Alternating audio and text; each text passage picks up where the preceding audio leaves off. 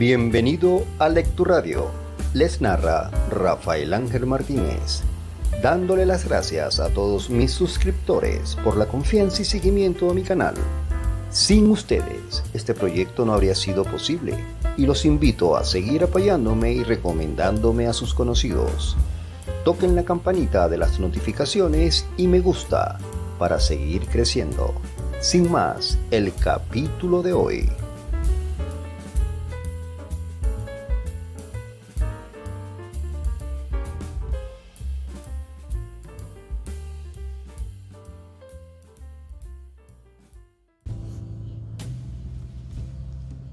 Sexualidad en adulto mayor.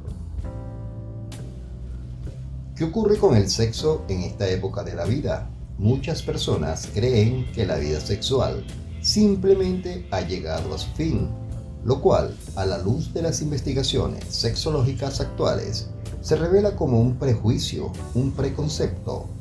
Estas investigaciones muestran que las personas de la llamada tercera edad, con relativa buena salud, que disfrutan del sexo, son capaces de tener actividad sexual hasta una edad muy avanzada. Esto dependerá de toda su vida pasada y también de su actitud con respecto a la ancianidad en su conjunto y en particular a sus creencias y a su propia imagen.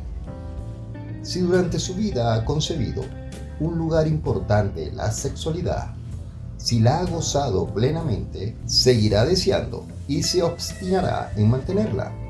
Por el contrario, aquellos que se entregaban con dificultad o veían el acto sexual como rutinario, de oficio o conflictivo, se apresurarán a invocar su vejez para excusarse y evitar el sexo.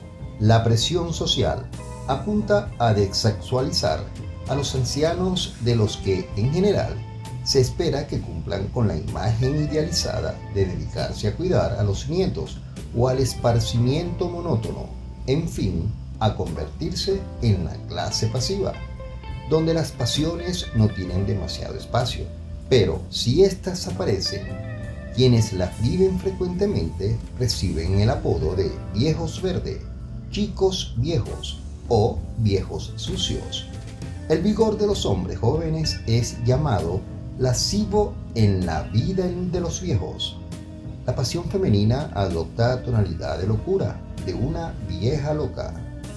Es que existe una mitología alimentada por una mala información que niega o denigra la sexualidad de las últimas etapas de la vida. Estas falsas creencias tienen sus pilares en una cultura que ha convertido al cuerpo joven y esbelto en un ideal de vida y al rendimiento en la vara para medir cualquier actividad, incluida la sexual.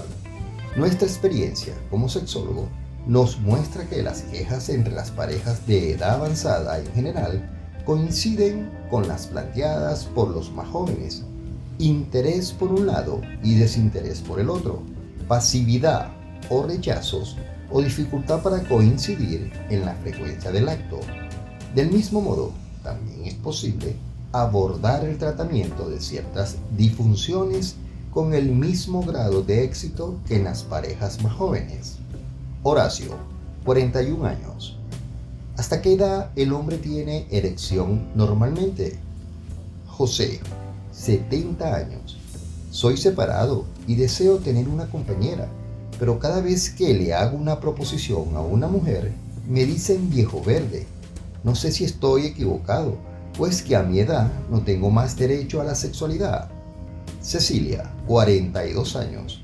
Los hombres también tienen menopausia. Elsa, 50 años. ¿Es verdad que el cuerpo sigue necesitando relaciones sexuales después de los 50? Roberto, 65 años. El esperma es fértil después de los 70.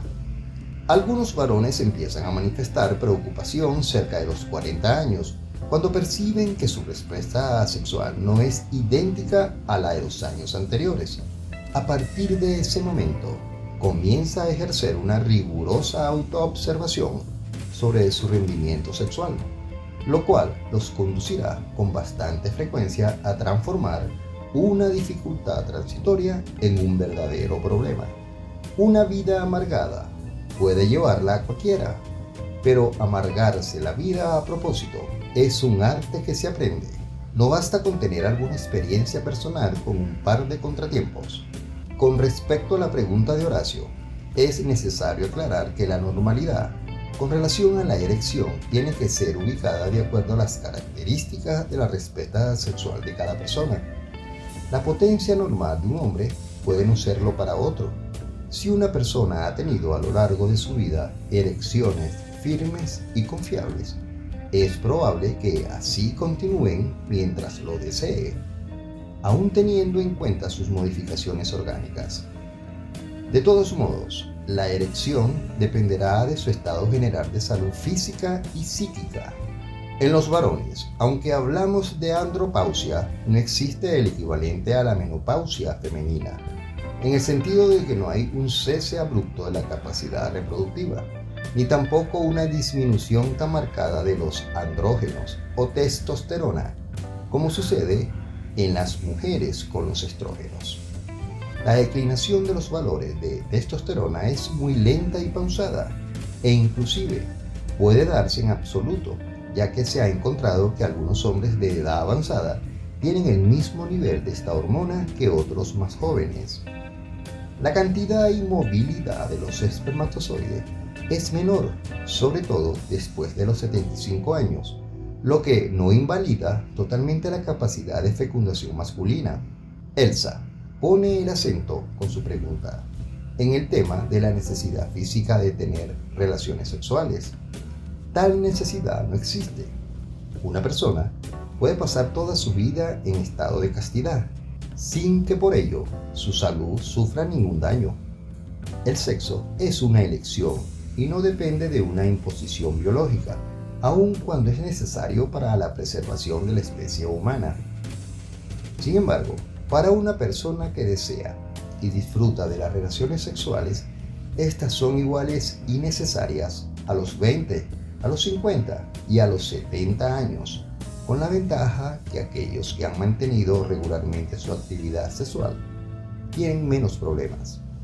Tal es el caso de muchas mujeres que aún luego de la menopausia mantienen su capacidad de lubricación vaginal y el tono muscular de su vagina, lo que permite un coito satisfactorio y una respuesta orgásmica adecuada. El contacto con el pene mantiene la elasticidad y forma de las paredes vaginales, que tienden a cambiar después de prolongados periodos de abstinencia, como los que suceden después de la muerte del cónyuge o de una separación particularmente traumática. En estas circunstancias, la masturbación ayuda tanto al varón como a la mujer a mantener su deseo, fantasías y capacidad de respuesta sexual intactas. Tal vez esta idea puede ser rechazada por mucha gente que considera la masturbación como un acto impropio para esa edad, y en ocasiones hasta se le asocian con el reblandecimiento senil, pero la realidad nos dice que esta es una práctica frecuente y a veces la única posible. Leticia, 63 años. Soy viuda desde hace 5 años y ahora siento deseos sexuales. ¿Qué puedo hacer si temo que mis hijos me critiquen? Daniel, 35 años. Tengo a mi padre internado en un geriátrico y la enfermera me dijo que lo han visto masturbándose. ¿Hay alguna medicación para tranquilizarlo? Suele verse que los hijos adoptan una actitud censuradora, crítica o negadora de la sexualidad de los padres. Es muy común escuchar: mis padres no tienen relaciones sexuales. Esta actitud se vuelve particularmente conflictiva cuando alguno de los progenitores, viudos o separados, intentan rehacer su vida sexual. En los institutos geriátricos se les condenan a una abstinencia forzada, pero es común observar que se mantienen todas las actitudes de cortejo y seducción, tanto en los varones como en las mujeres, lo que muestra que permanecen intactos los deseos de compañía, afecto, amor sexual, que no se calman con ningún tranquilizante que no sea el cuerpo del otro. Clara, 60 años. Un hombre de 65 años con diabetes puede tener relaciones sexuales. Es el caso de mi marido, y entre nosotros las relaciones se han espaciado cada 10 o 15 días. Puede ser la edad o puede ser la enfermedad. María del Carmen, 63 años. Mi marido fuma mucho, incluso toma. ¿Esto es dañino? En el caso de Clara, confluyen dos hechos. Uno es la diabetes, que como sabemos produce alteraciones tanto neurológicas como vasculares, pudiendo así perturbar los mecanismos de la erección. El otro, que constituye un hecho fisiológico normal, es que las erecciones no sean tan frecuentes como en la juventud. Tanto en los varones como en las mujeres se requiere dedicar mayor tiempo a las caricias y la estimulación erótica. El alcoholismo y tabaquismo van haciendo mella en todas las áreas del organismo y los genitales no se salvan del efecto de estos tóxicos. En los adictos, después de los 50, suelen aparecer todo tipo de problemas: broncopatías y cardiopatías, neoplasias pulmonares, impotencia, arteriosclerosis. También habría que tener en cuenta la polimedicación que solemos ver en estas edades, que muchas veces suelen alterar la respuesta sexual, como los antihipertensivos, antidepresivos, antipsicóticos, andrógenos, diuréticos. Gregorio, 68 años. Es normal que a mi edad solo me excite con jovencitas. Las pasiones que las jóvenes despiertan en varones de edad pueden estar relacionadas con un deseo ilusorio de recapturar la juventud, de volver a los 17 a través del cuerpo de esa joven, como una manera de escapar a una etapa que, si se la puede gozar, también tiene sus cosas bellas y dignas de ser vivida. Todo esto no invalida ni descalifica el hecho de que alguien se apasione con una persona con la cual mantiene muchos años de diferencia. Es fundamental que la sociedad entera, los gobiernos, organizaciones culturales, médicas y sindicales tomen en cuenta que es imprescindible que las condiciones de salud y de vida sean mejoradas. Una sociedad que no cuida de sus ancianos carece de todo sentimiento de solidaridad y agradecimiento, al tiempo que se condenan a sí misma. En los países subdesarrollados, donde solo se otorgan beneficios a unos pocos, se utiliza a quienes pueden entrar en el mecanismo productivo para dar mayores ganancias, para desecharlos después cuando ya no se les considera aptos para el trabajo. Se los somete a pensiones vergonzosas, condenando también a la vida erótica y lúdica de los ancianos, quienes para un criterio eficienista ya no cuentan. Considero una relación sexual normal aquella en la cual gozan ambos miembros de la pareja sin culpa ni vergüenza, con consentimiento de ambas partes y sin mediar daño psíquico, corporal o moral en uno de ellos. El varón adulto, si bien encuentra sumo placer en la sexualidad, no actúa de una manera compulsiva, pues no necesitaría probar nada ni demostrar permanentemente que es un supermacho. Que un varón alcance su adultez erótica no significa solo que complete su desarrollo biológico, ni que posea la información o las experiencias necesarias para llevar adelante su vida sexual. Ser sexualmente maduro es algo sumamente complejo y nada tiene que ver con la posibilidad de demostrar como un Don Juan la capacidad erótica que posee, pretendiendo emular, ya entrado en años, las hazañas sexuales de un Casanova adolescente. Muy por el contrario, estos serían signos de no tener aún una postura adulta frente al sexo.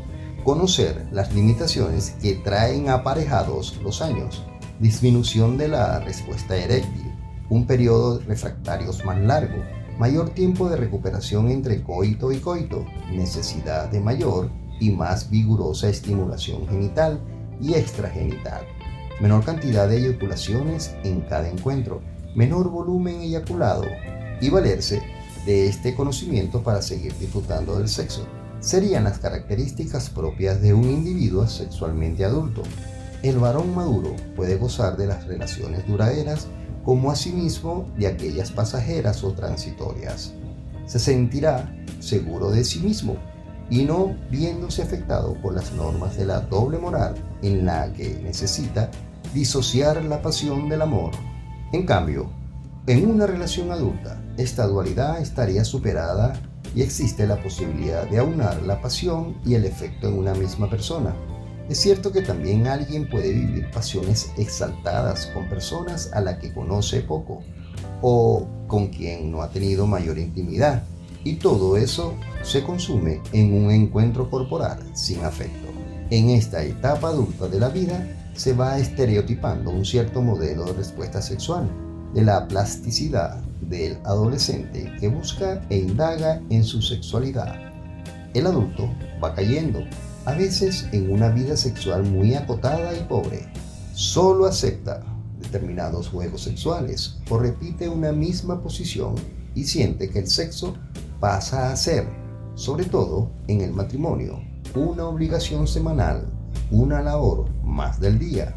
Aparece a veces un factor nocivo, y es que, aunque no tenga ganas, hay que cumplir en la casa. ¿Cómo no voy a hacerlo si ella es una buena ama de casa, una excelente madre?